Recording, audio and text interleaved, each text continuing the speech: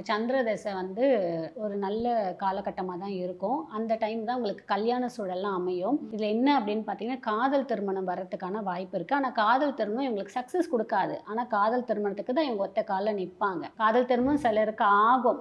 ஆயி அது ஒரு திருமண முறிவு வர்றதுக்கான வாய்ப்பும் இருக்கு. முதல் திருமணம் சூரிய தசை எண்டுல குடுத்துருச்சு அப்படின்னு வச்சுக்கோங்களேன். சந்திர திசையில மிடில் ஆஃப் தி பாயிண்ட் இல்லன்னா எண்ட் ஆஃப் தி பாயிண்ட்ல கண்டிப்பாக 2வது திருமணத்தையும் குடுத்துட்டு போயிடும். அப்பதான் இவங்க வந்து அந்த உணர்தல் அப்படின்றதே ஒண்ணு இருக்கும். எப்பன்னா சந்திர திசையில தான் இவங்க ரொம்ப கொஞ்சம் காமா ஆயிட்டு அடுத்தவங்கள பத்தின உணர்வு, அடுத்தவங்கள பத்தின கவலை, அதையும் கௌதம் பேசினால அதுக்கான புரிதல் எல்லாம் உங்களுக்கு அந்த சந்திர திசையில தான் உங்களுக்கு அந்த ஒரு லெசன் மாதிரி கொடுத்துரும். பட் சந்திர திசை நல்லா இருக்கும். இவங்களுக்கான வேலை வாய்ப்பு அமையும். இவங்களுக்கான ஒரு செட்டில்மெண்ட் அமையும். இவங்களுக்கு செட்டில்மெண்ட்னா என்ன? அவங்க ஒரு பிளேஸ்ல அமையக்கூடிய இது இருக்கும். ஜாப்ல ப்ரமோஷன் கிடைக்கும். இன்னும் படிக்கிற தன்மை இருந்துச்சுன்னா படிப்பாங்க. பிசினஸ் பண்ணணும்னு நினைச்சாங்கன்னா பிசினஸ்க்கான வாய்ப்பு அமையும். இந்த பரணி நட்சத்திரக்காரங்க சந்திர தசையில நண்பர்களால ஏமாற்றத்தை சந்திப்பாங்க.